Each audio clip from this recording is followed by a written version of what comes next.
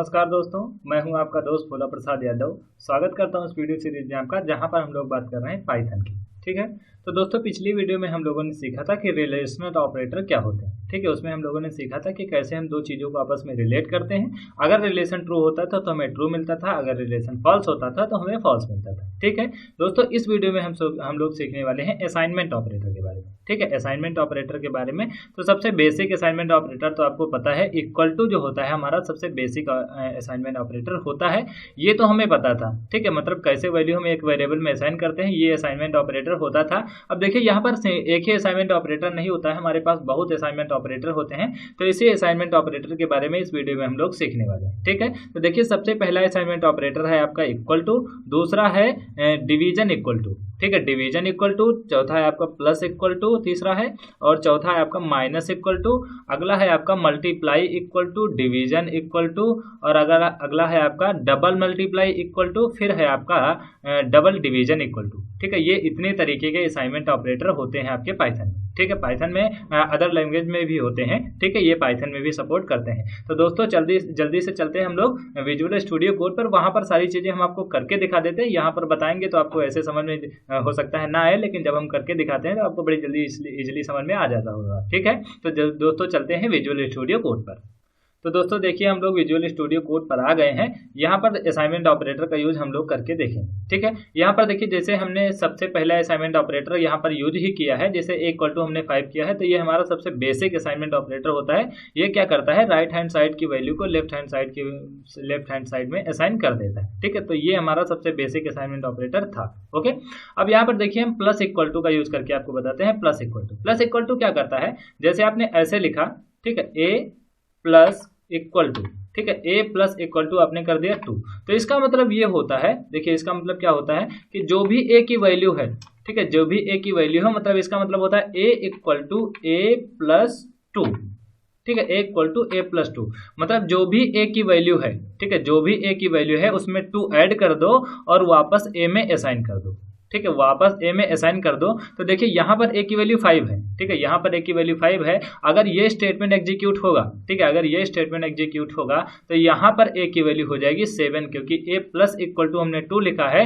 A plus equal to का मतलब होता है ए की जो भी वैल्यू है इसमें 2 ऐड करके वापस से ए में ही स्टोर कर दो। ठीक है, ये ध्यान देने वाली बात है कि वापस से ए में ही स्टोर होगा। ठीक है, दूसरे वेरिएबल में नहीं, ए में ही स्टोर होगा, इसीलिए इसको असाइनमेंट ऑपरेटर की तरह हम लोग रखते हैं। ठीक है, तो यहाँ पर देखिए अभी ए की वैल्यू 5, अगर मैं इसको रन कराता हूं तो ए की वैल्यू आपको मिलेगी 7। ठीक है, और यहाँ पर देखिए मैंने हैश करके कुछ लाइनें लिखी हुई हैं। तो देखिए हैश का मतलब होता है कि अब ये जो लाइन लिखी वो कमेंट की तरह ट्रीट की जाएगी। कमेंट की तरह का ट्रीट करने का मतलब ये है कि ये जो लाइन है ना, ठीक है, हैश के बाद में जो हमने लिखा है वो जो लाइन है वो प्रोग्राम का हिस्सा नहीं है। ठीक है, वो प्रोग्राम का हिस्सा नहीं है, मतलब उसको जो इंटरप्रेटर होता है वो इग्नोर कर देता है। ठीक है, इसको भी इग्नोर कर देगा। ये जो हमने लाइन लिखी है हैश के बाद, ये जो हैश के बाद लाइन लिखी, ये जो हैश के बाद लाइन लिखी, इसको इग्नोर कर देता है। तो इसको पाइथन कमेंट भी कहते हैं। ठीक है, तो अगर आपको सिंगल लाइन को कमेंट में कन्वर्ट करना है तो सिंपली उसके सामने आप हैश लगा दीजिए। ठीक है, जहां से भी आप हैश का यूज करते हैं उसके बाद में पूरी की पूरी लाइन जो होती है वो कमेंट की तरह ट्रीट की जाएगी। मतलब कि पाइथन का इंटरप्रेटर उसको कुछ नहीं समझेगा, उसको सिंपली इग्नोर कर देगा। ठीक है, उसका कोई भी मतलब नहीं निकालेगा। जैसे देखिए यहाँ पर मैंने हैश का यूज किया, उसके बाद में यहाँ पर लिखा इक्वल टू ए प्लस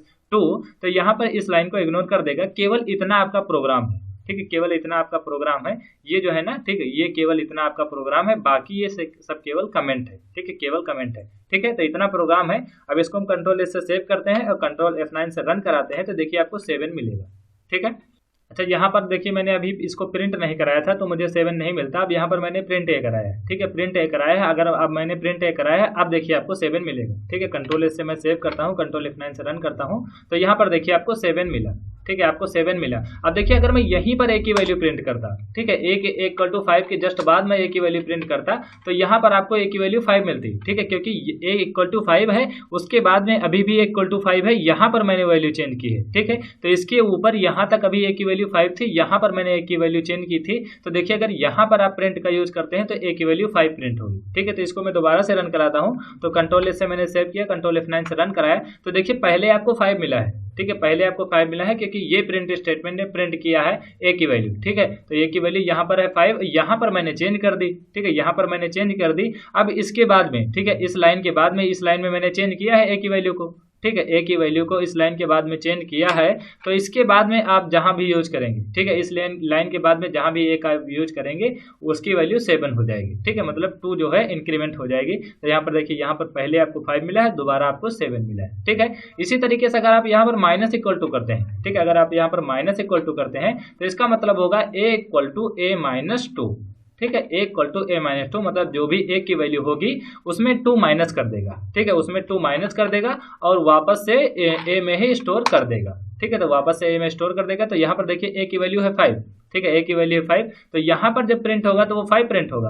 अब ये स्टेटमेंट हमने लिखा ए माइनस इक्वल टू 2, तो ए में जो भी वैल्यू होगी उसमें से 2 माइनस हो जाएगा, वापस ए में स्टोर हो जाएगा। तो अब ये प्रिंट स्टेटमेंट जब चलेगा, ये वाला प्रिंट स्टेटमेंट, तो क्या होगा, ए की वैल्यू आपको मिलेगी 3। ठीक है, तो इसको मैं सेव कराता हूँ, कंट्रोल एस से मैंने सेव कराया और कंट्रोल F9 से मैंने रन कराया। तो यहाँ पर देखिए, पहले आपको मिला है 5, फिर आपको मिला है 3। ठीक है, तो ये आपका होता है assignment operator minus equal to. ठीक है, अगला हम यहाँ पर देख लेते हैं मल्टीप्लाई इक्वल टू। ठीक है, मल्टीप्लाई इक्वल टू, तो अब आपको समझ में आ रहा होगा कि मल्टीप्लाई इक्वल टू मतलब क्या होता है, ए इक्वल टू ए मल्टीप्लाई 2। ठीक है, ए इक्वल टू ए मल्टीप्लाई 2, तो क्या होगा, पहले आपकी 5 में 2 था, ठीक है, सॉरी, पहले आपके ए में 5 था, अब क्या होगा, 5 2 10 हो जाएगा। ठीक है, तो अब मैं इसको अगर रन कराता हूँ, कंट्रोल एस से सेव करता हूँ, कंट्रोल F9 से रन कराता हूँ, तो यहाँ पर देखिए पहले आपको मिला 5। ठीक है, पहले आपको मिला 5, मतलब ये स्टेटमेंट ने प्रिंट किया, फिर आपको मिला 10। ठीक है, फिर आपको 10 मिला। इसी तरीके से अगर हम डिवीजन इक्वल टू का यूज करेंगे, ठीक है, डिवीजन इक्वल टू का यूज करते हैं, तो इसका मतलब होता है ए इक्वल टू ए डिवीजन 2। ठीक है, ए डिवीजन 2, देखिए ए को डिवाइड करेगा 2 से, तो ए की वैल्यू है 5, 2 के और 2 से डिवाइड करेगा तो आपको 2.5 मिलेगा। ठीक है, तो ये स्टेटमेंट चलेगा तो आपको 5 मिलेगा, ये स्टेटमेंट प्रिंट करेगा तो आपको मिलेगा 2.5। ठीक है, तो इसको मैं कंट्रोल एस से सेव करता हूँ, कंट्रोल F9 से रन कराता हूँ, तो यहाँ पर देखिए पहले आपको मिला है 5, दोबारा आपको मिला है 2.5। ठीक है, इसी तरीके से मैं क्या करता हूँ, डबल डिवाइड इक्वल टू का यूज करता हूँ। ठीक है, डबल डिवाइड इक्वल टू का यूज करता हूँ, तो यहाँ पर देखिए आपको पता है डबल डिवाइड क्या करता है, ये फ्लोर वैल्यू देता है। ठीक है, डिवाइड करने के बाद फ्लोर वैल्यू देता है। तो यहाँ पर देखिए, जब आप 5 से 2 को डिवाइड करेंगे, सॉरी, जब 5 को 2 से डिवाइड करेंगे तो आपको 2.5 मिलेगा। लेकिन डिवीजन इक्वल टू क्या करता है, ये केवल इंटीजर पार्ट लेता है, तो यहाँ पर ए की वैल्यू प्रिंट होगी 5 और इस वाले स्टेटमेंट में ए की वैल्यू प्रिंट होगी 2। ठीक है, तो इसको मैं कंट्रोल एस से सेव करता हूँ, कंट्रोल F9 से रन कराता हूँ, तो यहाँ पर देखिए पहले आपको मिला है 5, फिर आपको मिला है 2।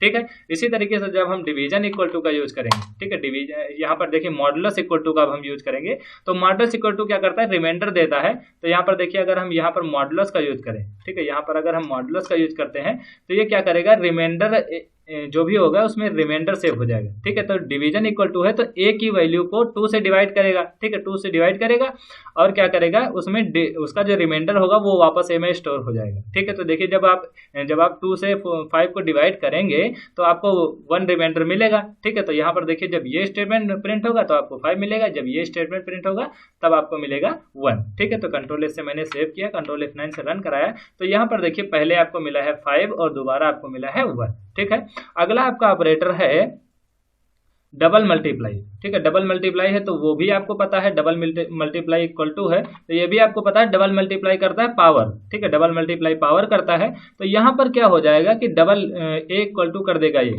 ठीक है, ए इक्वल टू ये क्या करेगा, डबल मल्टीप्लाई 2। ठीक है, डबल मल्टीप्लाई 2 करेगा, मतलब यहाँ पर ए की पावर को 2 कर देगा। ठीक है, ए की पावर को 2 कर देगा, मतलब यहाँ पर 5 है तो ये 5 स्क्वायर कर देगा, आपको 25 मिलेगा। ठीक है, तो ये स्टेटमेंट प्रिंट होगी तो आपको 5 मिलेगा और ये स्टेटमेंट जब प्रिंट होगी तो आपको मिलेगा 25। ठीक है, तो इसको मैं कंट्रोल एस से सेव कराता हूँ, कंट्रोल F9 से रन कराता हूँ, तो यहाँ पर देखिए पहले आपको मिला है 5, दोबारा आपको मिला है 25। ठीक है, तो ये इतने तरीके के आपके असाइनमेंट ऑपरेटर होते हैं। ठीक है, तो आशा है दोस्तों ये छोटी सी वीडियो आपको पसंद आई होगी। अगर ये वीडियो आपको पसंद आई है और अगर आप हमारे चैनल पर नए व्यूअर हैं तो प्लीज चैनल को सब्सक्राइब कीजिए, वीडियो को लाइक कीजिए। बहुत ही जल्द हाजिर होता हूँ ऐसे ही इंटरेस्टिंग वीडियो के साथ, तब तक के लिए दीजिए मुझे इजाजत। धन्यवाद।